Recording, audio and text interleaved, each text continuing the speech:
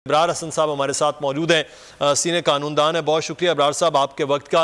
मुख्तलिफ ऑप्शंस पर इस वक्त गौर कर रही है हुकूमत सर वज़ीर आज़म साहब, लेकिन मेरा सवाल ये कि जहाँ से ये मामला शुरू हुआ, ख़त को बुनियाद बनाकर आर्टिकल 5 और आर्टिकल 5 को बुनियाद बनाकर तहरीक अदम एतमाद जो है वो रूलिंग दे दी गई थी उस वक्त स्पीकर की जानिब से कि उसको मुस्तरद करते हैं।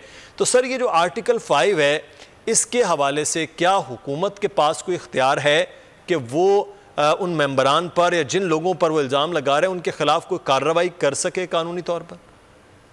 आप किस हुकूमत की बात कर रहे हैं? इसलिए कि कल एक नई हुकूमत बनने वाली है।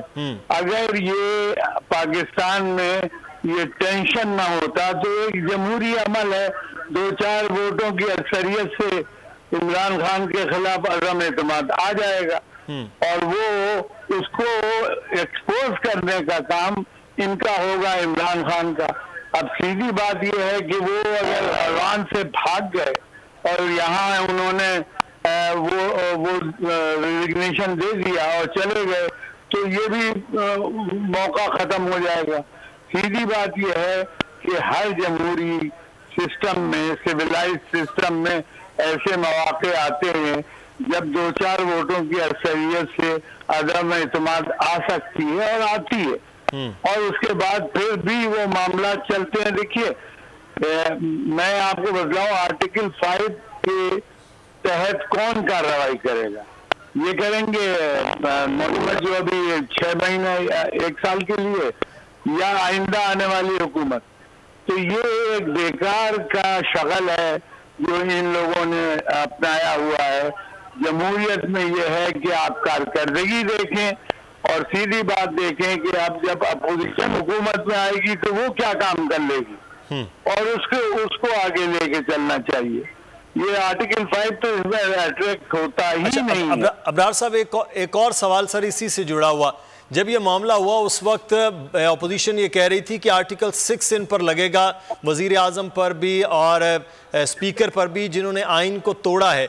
तो क्या जो रूलिंग दी गई है कल के फैसले को आप थोड़ा कानूनी हवाले से बताइएगा कि क्या वो आइन तोड़ना था डेप्यूटी स्पीकर की जानिब से, और क्या अब कोई ऐसा मामला हो सकता है कि इनके खिलाफ आर्टिकल 6 लगाया जा सकता है, या ये सिर्फ और सिर्फ रूलिंग जो है वो एक ये कहा जाए कि आइन से इनराफ है, आइन तोड़ना नहीं है? इसको कैसे आप बताएंगे सर कानूनी मामले को? सीधी बात यह है कि सुप्रीम कोर्ट ने कहीं ये नहीं कहा कि ये आइन तोड़ने का इल्जाम है इनके ऊपर। सही, ये कॉन्स्टिट्यूशन से इनहराफ का इल्जाम तो हो सकता है इस हद तक कि इनकी समझ के मुताबिक इन्होंने ये किया कि डिप्टी स्पीकर ने एक रूलिंग दी और जिसके तहत वो अदम एतमाद की तहरीक खारिज हो गई।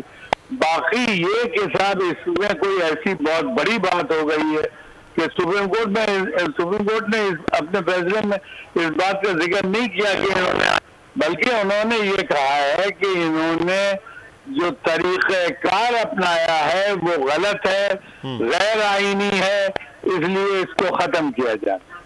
अच्छा, जो नज़ीर अब बन गई है अबरार साहब के, जिस तरह से रूलिंग को चैलेंज किया गया, अदालत ने उसको अंडू कर दिया, अब अगले आने वाले वक्त में ये बहरहाल ये फैसला तो नज़ीर बन गया कि किसी भी इस तरह का कोई मामला होगा तो फिर अदालत में स्पीकर या सेनेट चेयरमैन के मामलात को चैलेंज किया जा सकता है। भाई असल में कॉन्स्टिट्यूशन में तो बार है, ये तो आपको मालूम है जी कि अदलिया पार्लियामान की कार्रवाई के ऊपर वो कोई फैसला नहीं कर सकती। लेकिन वाकई है कि 3 ऑर्गन्स हैं, जुडिशरी, एग्जीक्यूटिव और लेजिस्लेचर। अब इसमें अगर लेजिस्लेचर और एग्जीक्यूटिव के दरमियान कोई तनाव होता है या कोई कॉन्फ्लिक्ट होता है तो कौन उसका फैसला करेगा? उसका फैसला यकीनन सुप्रीम कोर्ट ही करेगा जी। इसलिए सुप्रीम कोर्ट को थोड़ा सा एज हासिल है इन तीनों ऑर्गन्स में और वो सुप्रीम कोर्ट ये, अब सवाल ये कि हर मामले में तो नहीं सुप्रीम कोर्ट इस तरह से इंटरफियर करेगा। अगर इतना अहम कोई मामला हो, ये नजर आ रहा है कि तहरीक अदम एतमाद के हक में अगर वोटिंग हुई तो हुकूमत चली जाएगी, उसके बावजूद उस तहरीक अदम एतमाद को खारिज कर दिया जाए, तो ये तो बहुत बड़ा मामला था ना। तो सुप्रीम कोर्ट ने इसको क्लियर किया और सही किया। लेकिन ऐसे मामला यूजुअली नहीं होते हैं। पार्लियामेंट की कार्रवाइयों में सुप्रीम कोर्ट मदाखलत नहीं कर सकता या अदालत मदाखलत नहीं कर सकती। उन्होंने सही कहा बैरिस्टर जफर ने कि ये अफाइल वाल है, आप उसे दलान नहीं सकते, आप नहीं जा सकते उस तरफ। लेकिन उसके बावजूद बहरहाल सुप्रीम कोर्ट को ये अख्तियार है, सुप्रीम कोर्ट की अथॉरिटी है कि अगर कोई ऐसी सिचुएशन क्रिएट हो कि जिसमें के और लेजिस्लेचर के दरमियान कोई ऐसा कॉन्फ्लिक्ट आ रहा है, तो उसका फैसला सुप्रीम कोर्ट ही करेगी और कोई नहीं कर सकता। सही, बिल्कुल ठीक है। अच्छा अबरार साहब हमारे साथ रहिएगा। बाबर साहब, एक तो आप इकॉनमी के हवाले से, लेकिन मेरा सवाल फिर यही है सर कि कहाँ मुंतखब हुकूमत 5 साल जो आकर अपने फैसले करे, अपने तरीक़ाकार, और कहाँ सर बमुश्किल 1.5 साल, और वो भी एक हुकूमतें भी वो मिलाकर वही इत्तेहादी जो पहले थे। मसाइल तो होते हैं, आपको पता है, सियासी जमातों के मंशूर अलग, मामलात अलग, सोच अलग और डिमांड भी अलग। तो इलेक्शन की जानिब जाना ज़्यादा बेहतर नहीं होगा कि मुंतखब हुकूमत जो बन कर आए फिर वही 5 साल आकर मामलात को ठीक करे?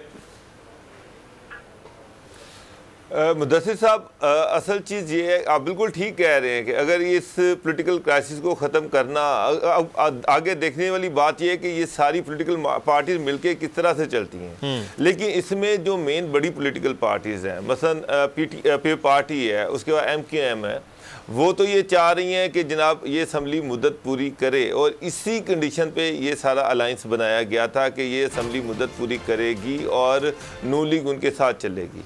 शहबाज शरीफ भी इस माइंडसेट के साथ चल रहे हैं कि जनाब उन्होंने वो पहले ही ये कह दिया था कि जब तक वो एक चार्टर ऑफ इकोनॉमी की उन्होंने बात की थी कि जब तक सारे स्टेक होल्डर्स मिलके नहीं चलेंगे इकोनॉमी का मसला हल नहीं हो सकता। तो मुदस्सिर, ये अब ये पॉलिटिकल पार्टीज जो है, मेरा नहीं ख्याल कि ये अभी इतनी जल्दी अवाम के पास दोबारा वापस जाएंगी।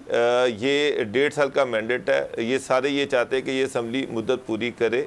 पॉलिटिकल गवर्नमेंट आती हैं जाती हैं, तो असम्बली के अंदर चेंज होता रहता है, लेकिन इलेक्शन जो है वो बर वक्त होने चाहिए।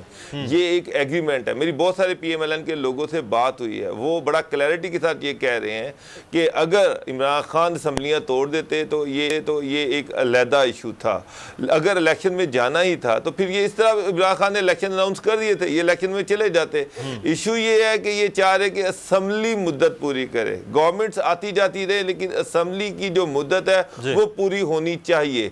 और उसके साथ साथ एक चीज ये भी है कि सारे स्टेक होल्डर मिल के बैठ के एक लाहे अमल तैयार करें, एक चार्टर ऑफ इकोनॉमी बनाएं, उसमें जुडिशरी को भी रखा जाए, उसमें एग्जीक्यूटिव को रखा जाए, उसमें मिलिट्री एस्टेब्लिशमेंट को भी रखा जाए। सारे स्टेक होल्डर मिल के बैठ के इस मुल्क की इकोनॉमी जो है उसका नोक पलक ठीक करें।